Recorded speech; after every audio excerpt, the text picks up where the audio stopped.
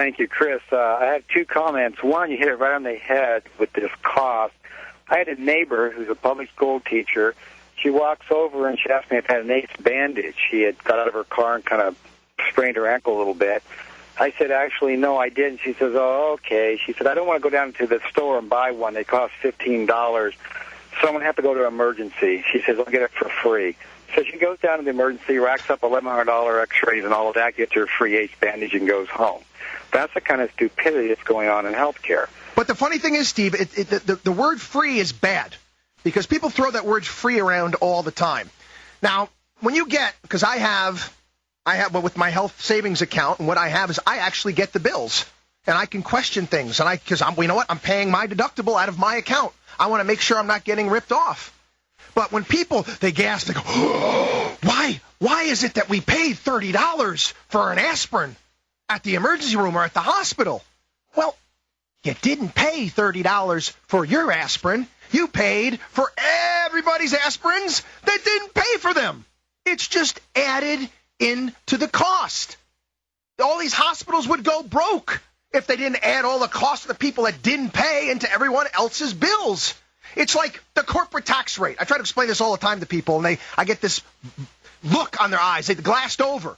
Corporations don't pay taxes. People pay taxes. It's priced into all the goods that they have. But you're right on, Steve. People are irresponsible. Go ahead. The only way, and that we tried this in California, that nationally we should have a law that says not $1 can be taken out of your check for any reason whatsoever at all. In other words, if you make $1,000, you should get a check for $1,000. Now, make the employer still do a stub. That you sit down and write a check for $150 to Social Security. You write a check to the federal. You write a check to the state. You write. People actually start paying attention. You're right on, Steve. I mean, I agree with you. I'm an advocate for a national sales tax. The tax code, and we're getting off topic to some degree, but that's okay. The tax code is where all the politicians' power comes from. It's used to divide us into various little groups. Give a write-off to this company when this one's in office. Give a write-off to that one when this one's in office. But do small businesses get any help? No. Tax code keeps getting larger and larger and larger. Big story recently about UBS and the Swiss banks, and they're going to have to report back all these earnings and all these accounts. What, you don't think that these New York lawyers are going to find another loophole somewhere? Of course they are. I mean, the whole system is a disaster. But you're right on. You're right on. Give people all their money. Make them be responsible for their own lives. Anything else, Steve? I have to take off. I've had a sticker in my window of my car for the last 8 years. I have to take it out today because it says Ted Kennedy's car has killed more people than my gun, and so it's probably in bad taste to leave it there. But I hope Mary Jo's family had peace of mind today. And I wonder what she could have contributed to our society if she was alive today. Maybe she would have done more. She definitely would have done more than Ted Kennedy. Hallelujah, Steve. God bless. Thanks for the phone call. We got Annie on the line from lovely Denver, Colorado. Annie, welcome to the program. Hi. Thanks for taking my call. I'm just sitting here thinking that the logic is fundamental. Even if you say you're entitled to health care, that doesn't necessarily mean that you're entitled to health insurance. At this point, my husband and I don't have health insurance. I still have the right to health care, but I also have the right to pay for it. And, yes, and Annie, before I go, you should get catastrophic coverage. It's very cheap. Very cheap. Get catastrophic coverage. We're absolutely going to do that. Okay. It's just been a little bit of a gamble so far. We're young, we're healthy, we're going to go a while without it. But yes, I do agree. Good point, Annie, and you're absolutely right. People, we got to go. First hour in the can. I am not the good doctor. I am Chris Markowski, but you are listening to the Savage Nation. Don't go anywhere. Make sure you get to michaelsavage.com, and you can also learn about me, your watchdog on Wall Street, at watchdogonwallstreet.com. We'll be back.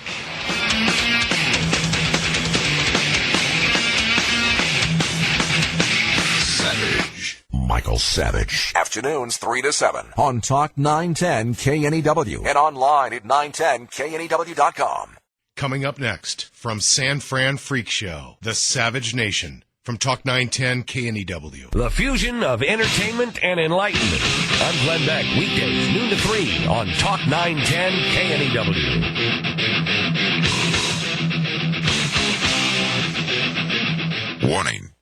Michael Savage Show contains adult language, adult content, psychological nudity. Listener discretion is advised.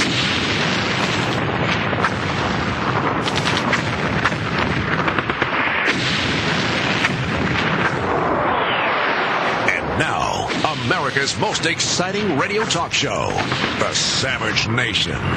Here is Michael Savage.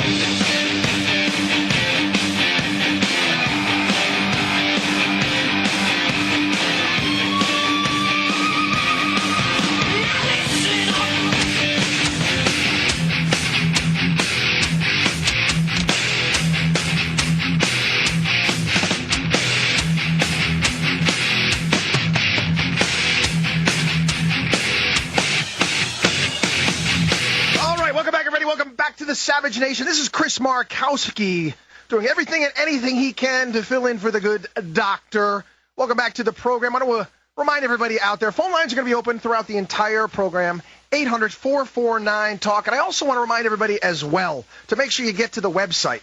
The Michael Savage website, he's done a great job at the site. A lot of great stories there, stuff that kind of gets back-paged in a lot of newspapers, ends up in the B and the C section because they're trying to spike it somewhere. Well, he comes up with this stuff. Get to his website at michaelsavage.com. You can also pre-order his latest book, which you know is going to be a New York Times bestseller, Banned in Britain. So make sure you get to that.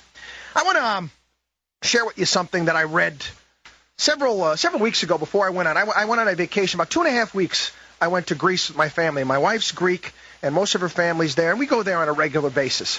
This was written in Foreign Affairs magazine, which is put out by the Council on Foreign Relations. The United States is declining as a nation and a world power, with mostly sighs and shrugs to mark this seismic event. The writer of this is Les Gelb, who's the president.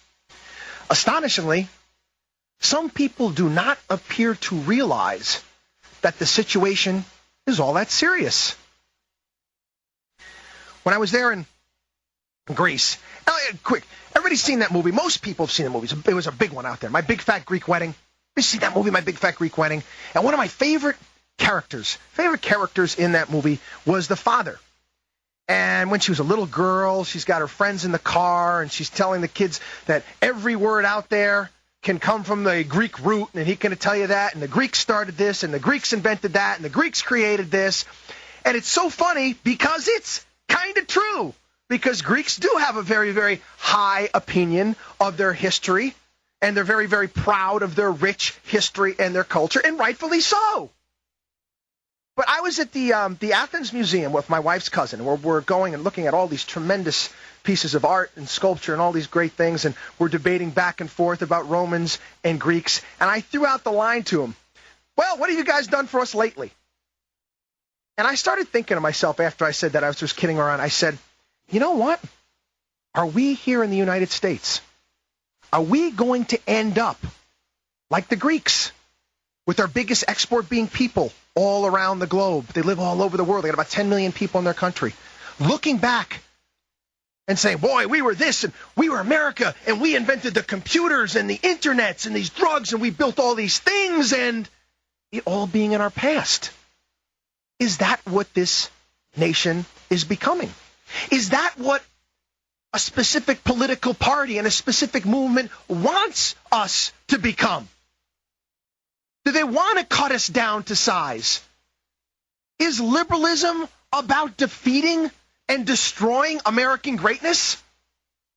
You know that's what the United Nations wants.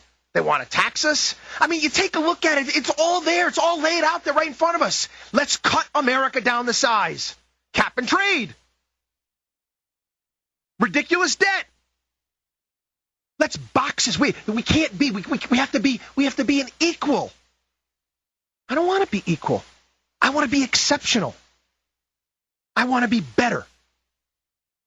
We got Tom on the line, been waiting for a long time. Tom from New York, welcome to the Savage Nation. Chris, congratulations on filling in for the Grand Master of Conservatism, Michael Savage. We pray for you and for him. Oh, thank you very much, my friend. God bless you, too. Thank you. Chris, going forward on your point about keeping your opinions to yourself, I think this was a great nation when we used to talk about religion and politics. Not talking about religion has brought us radical Islam. Not talking politics and being quiet has brought us a desecration of the U.S. Constitution.